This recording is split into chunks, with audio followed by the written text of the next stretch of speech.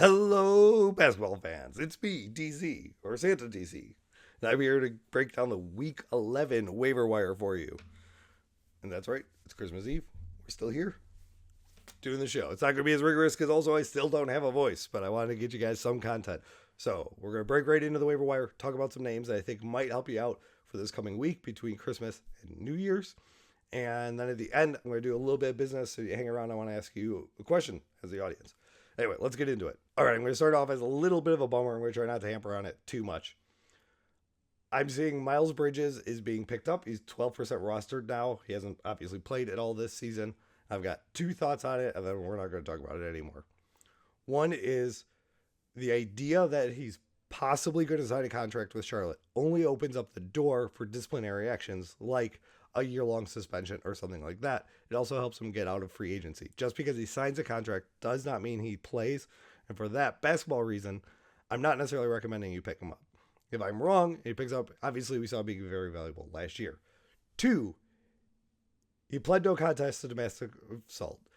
If that ruins the fun for you, if that would be a bummer for you rooting for your fantasy team, it doesn't matter if he plays or not. Just don't pick him up. Fantasy is supposed to be fun. Obviously, people play it to try to win some money, but you don't have to do it. No one's forcing you. So just make it the decision for you and don't worry about what anyone else is doing. That's it about Miles Bridges. Let's move on to actual actionable waiver wire advice. At the end of the week, I'd give Brandon Clark a look. Now, he might not be able to wait. He's 57% rostered right now. And last night against Phoenix, he went off 24-10, 2 steals. I don't expect him to keep doing that. That's not why I'm recommending him. I'm recommending him because the Grizzlies have a good schedule, like we talked about in the prior video. So the prior games, 10-5, 10-8, 12-6, 11-6, he's always going to have good percentages. He's not going to hurt you in a category league. So I think he could be a smart pickup at the end of the week when he has 3 games in 4 nights. I like that move there.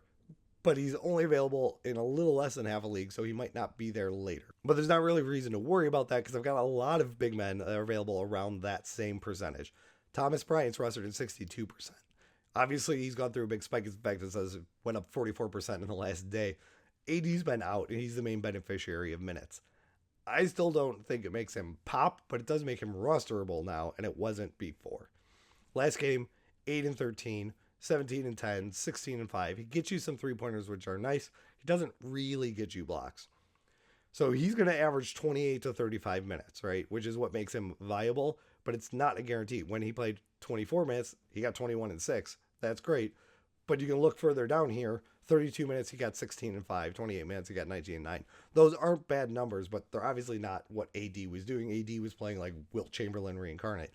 So I think Thomas Bryant's a fine ad, but he's only going to be out there in 38% of leagues. I think you go a different way. We've talked about him before. Walker Kessler, he's 60% rostered. It's available in 40% of leagues.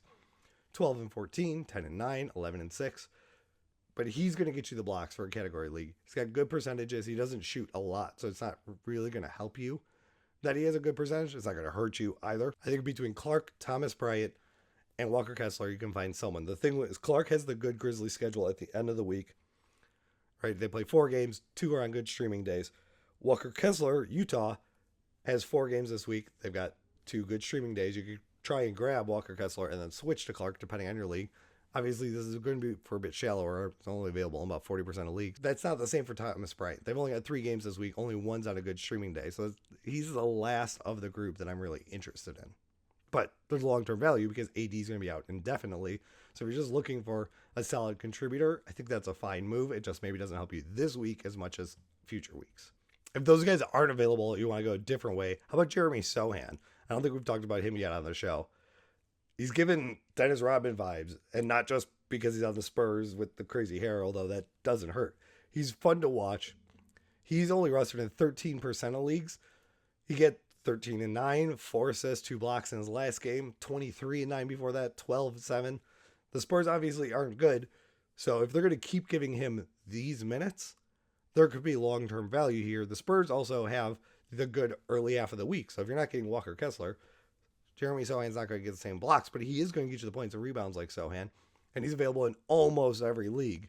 You pick him up for the first half of the week.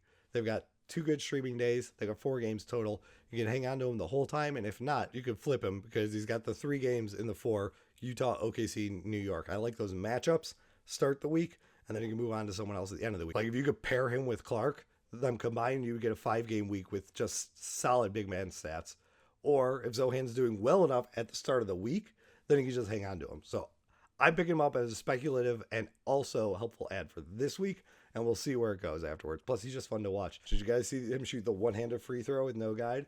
I love seeing that confidence. It's just fun. Like, the NBA is supposed to be fun and entertaining, and he's helping bring that. For guards, I don't have any great ads specifically for this week, but there's a ton of teams we talked about in the streaming video. If you didn't see the streaming video, I'll link to it right now. Go check it out. But, you know, you can grab anyone from Miami, Minnesota, New Orleans. You know, if Beasley's still out there, go ahead and grab him and see if he'll help out, because Utah's got a good schedule too. If I had done this video last week, if my voice had been better, which it's not great now, Dante DiVincenzo would have been my #1 pickup. Curry's out. Jordan Poole obviously benefits from that, but you're not picking him up off waiver wire.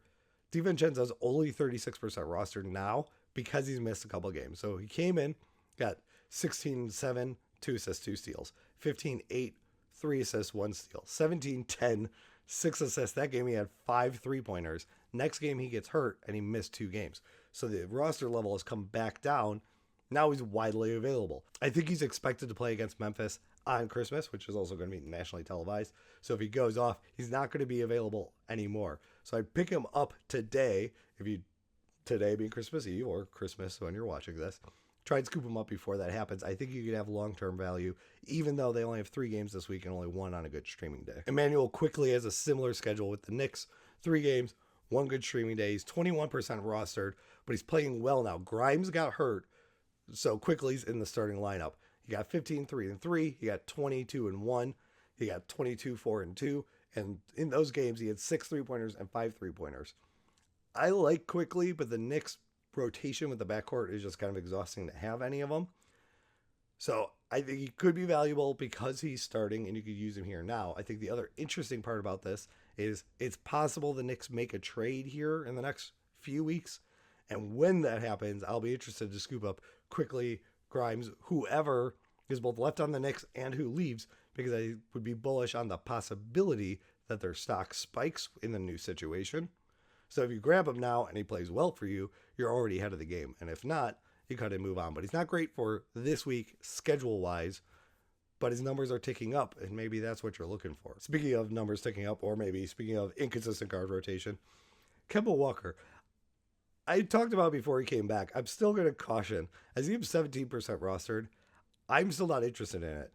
Let's just look at the box score, the drama of this. Didn't play against Houston. Played 20 minutes, only got 4 and 4 against Minnesota. Before that, he got 14, 2 and 3. But before that, 32, 5 and 7. I think people jumped on that. But before that, 6, 3 and 2. I don't think he's going to be consistent enough that I want to roster him. If you're playing DFS, I want to roll the dice in your DraftKings, FanDuel, whatever lineup. I think that's great. It's going to be boom or bust, and usually it's probably going to be bust, but when it spikes, that's going to be valuable. If you do have him, and you're in a very deep league, wait for a big game and try and trade him. Otherwise, I'm leaving Kemba out there. Let someone else burn that roster spot. I would rather be churning and burning, using that as a streaming spot to help me win each week rather than hang on to a name I know, because of all the value he used to have in Charlotte. That reputation doesn't help you win games this week. And you know what I always want you to do is go out and win your week. But I'm not done with the video yet. It feels like I am because I said my catchphrase, but I told you there's a little bit of business at the end. So we did a little Christmas gift early here at my mother-in-law's house. And one of the things I got was this cool map to show all the arenas, right? I would like to someday get to go to all the arenas. So I marked off the ones I've already got to go see a game in person for the NBA. I was thinking, if I go on the road here and hit some arenas, what would you guys want to see? Nothing? Do you want me to stick purely to fantasy? Or do you guys want some game day videos? Or should I keep that over like on Insta and TikTok and stuff like that? But I think I'm going to hit the road here and knock some more arenas off the list. Go see some games in person, because you can always see a little bit extra. Although League Pass without commercials does do a good job of getting to see a little extra of the vibes. But I'm going to hit the road. If you are interested in it, leave comments down below. Otherwise, I hope you have a happy holiday, whether you're celebrating Christmas or just having the weekend off. Stay warm if you're in that kind of weather like me, and go out and win your week. Thank you so much for watching. If you made it this far, please hit the like button and leave a comment down below. It helps me grow the channel. If you want more videos like this, hit subscribe, or even the little bell will give you alerts, and I'll be back soon with another video for you.